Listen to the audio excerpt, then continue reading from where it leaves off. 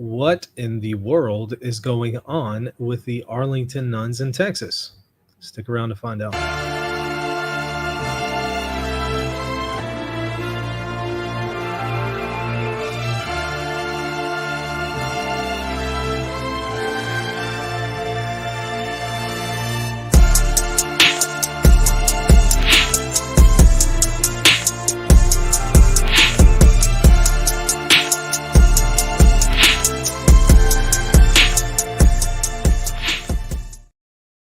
Well, the saga continues.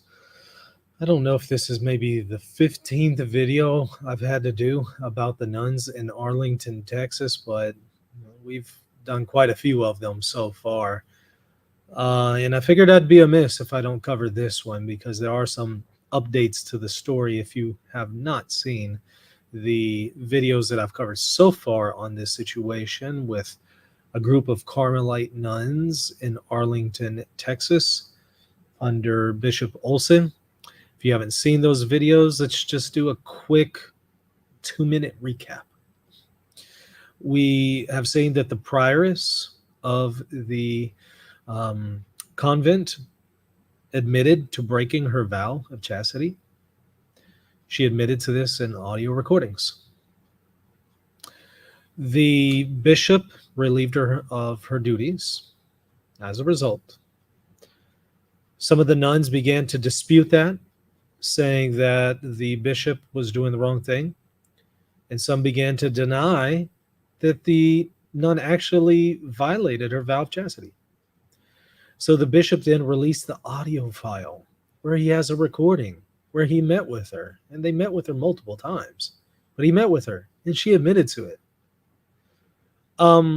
So we started to notice a pattern with the Arlington nuns where they would make false accusations about the bishop. And it turns out they would always be empty. And then the claims that the bishop was making, their bishop, Bishop Olson, he always had receipts. So we noticed that they refused to listen to the bishop on the issue of relieving the prioress of her duties. They refused to accept that. Again, falsely accused the bishop numerous times, but the story just did not add up each time. The audio tapes were released about the meeting between the bishop and the prioress, and I covered them extensively on this show, and I showed how many points of discontinuity it showed between what we could actually verify in the audio tapes versus what the nuns were saying. Their story was just not validated. The nuns appealed to the Vatican. First of all, they said that the bishop didn't have authority over them. Then the Vatican came out and said they did have authority over them. So they then appealed the bishop's decision to the Vatican.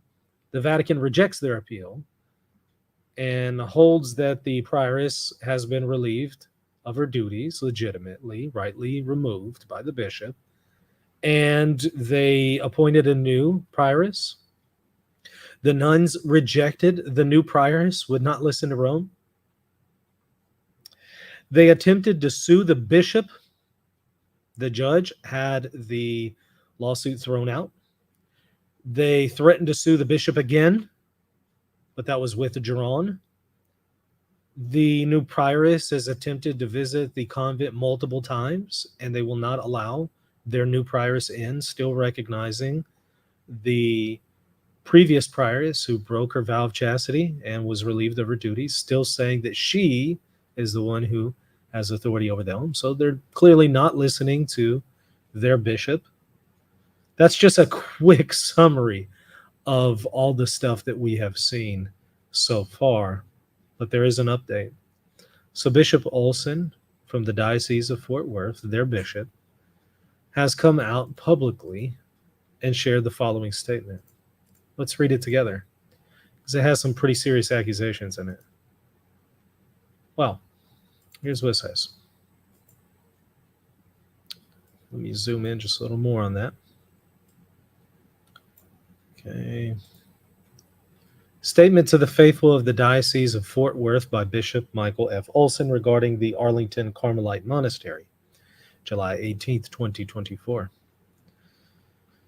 Mother Mary of the Incarnation, OCD, President of the Association of Christ the King and Superior of the Arlington Carmel, has informed me that the Reverend Christopher Clay, a priest of the Diocese of Scranton, has been prohibited from the exercise of priestly ministry since June 2004, and who has previously been denied permission to exercise priestly ministry in the Diocese of Fort Worth. Clay has celebrated Mass at the Arlington Carmel at the invitation of the former prioress, the one who was relieved of her duties, who admitted to breaking her vow. She invited Christopher Clay to come and celebrate Mass. He did so without my knowledge and without requesting permission or faculties from me or any official of the Diocese of Fort Worth or from the Diocese of Scranton.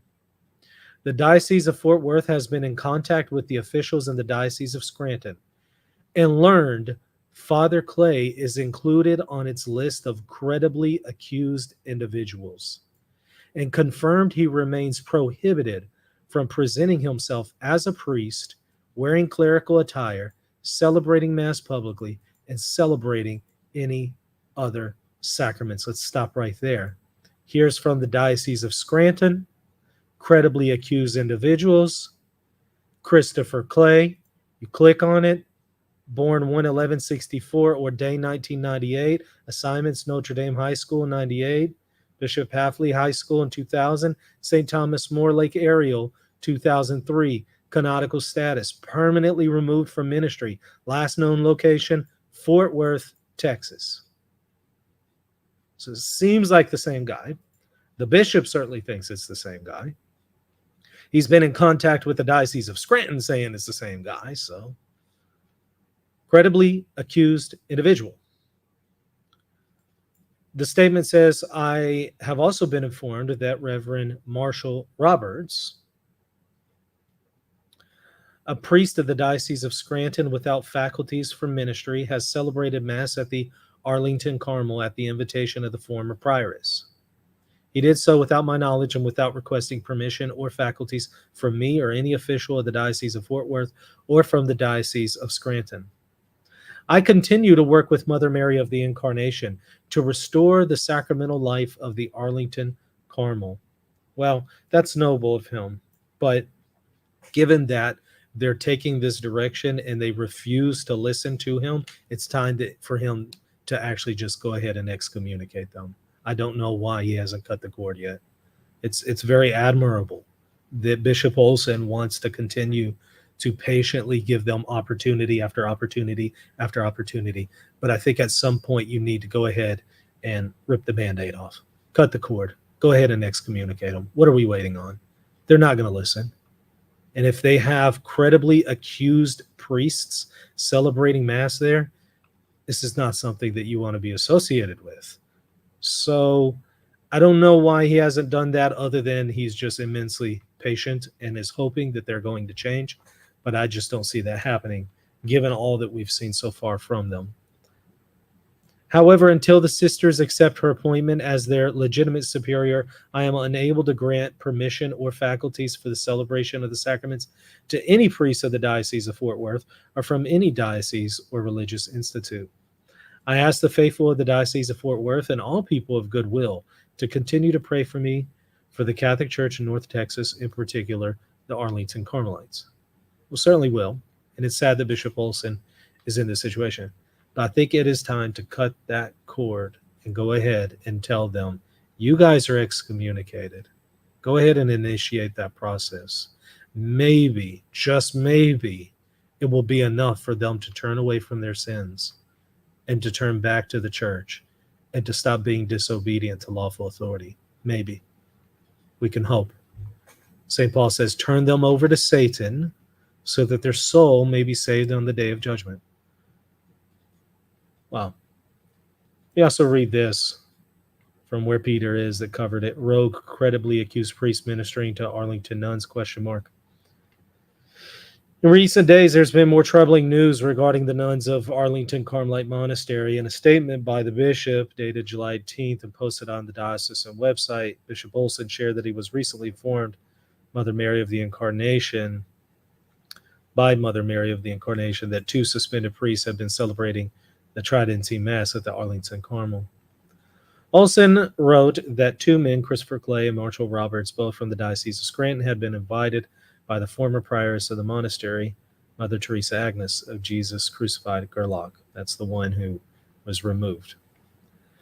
Invited to celebrate Mass at the Arlington Carmel, Olson writes that Clay, who has been prohibited from the exercise of priestly ministry since 2004 and who had been previously denied permission to exercise priestly ministry in the Diocese of Fort Worth, does not have permission to function as a priest. And he's on, according to Olson, the Diocese of Scranton's list of credibly accused individuals, which we did verify that is true. Clay's entry states that he is permanently removed from ministry. Second priest Marshall Roberts is described in Olson's letter as without faculties. According to a 2018 Pennsylvania grand jury report, Marshall was one of the 4 priests of the Schismatic Society of St. Pius X, who brought into the mainstream church by Scranton's then Bishop James Timlin, who established the Society of St. John in the Diocese of 1998. So now we have ties to the SSPX, it would seem, somehow, directly or indirectly at the very least. This society of traditionalist priests was caught up in abuse scandals 2 decades ago. In a 2014 article for Commonweal, Grant Gilacho mentions Roberts and says that he vacated the Diocese of Scranton without permission and became the pastor of a schismatic group in Jacksonville, Florida. Marshall has moved around a bit since he left Scranton in 2020. The Diocese of Jackson issued a statement about Marshall, stating he had reportedly assumed residence in Water Valley, Mississippi, in the Diocese of Jackson. Since 2005, Roberts has been unlawfully absent from priestly ministry in the Diocese of Scranton and does not have permission to exercise priestly ministry outside the Diocese of Scranton. Furthermore, Father Marshall Roberts does not possess a faculty to validly hear confessions. Just last year, Roberts tweeted, "Anyone able to house a priest who is looking for a place to live for a fairly long time? The South would be preferable, but also those states which are not too far north are possible. I am under some time restraint." And then there's a screenshot of the tweet. Christopher Clay was close to the SSJ, according to the 2018 news story about the group. The article reports on an accusation of sexual abuse against Clay made by the victim's father. According to the article, the father wrote that Clay took his son into his residence and got him so intoxicated that the only memory my son has is waking up the next morning without his clothes on. According to the Pennsylvania grand jury report, Clay's case was referred to the Pike County District Attorney's Office, but no criminal charges were ever filed. This is not the first time Clay has served without faculties in Arlington. Back in 2004, he was illicitly ministering at a parish there when Rod Dreher, then writing for the Dallas Morning News, exposed Clay's record of abuse allegations in Scranton. Bishop Olson concluded his statement that he and Mother Mary continue to work for reconciliation within the Carmelites in Arlington. So, wild stuff. Interesting choice, interesting pick that the former prioress, who has admitted to breaking her vow of chastity, has chosen in priests to minister at a convent that she is no longer in charge of. Very interesting choice. Maybe they didn't look into them.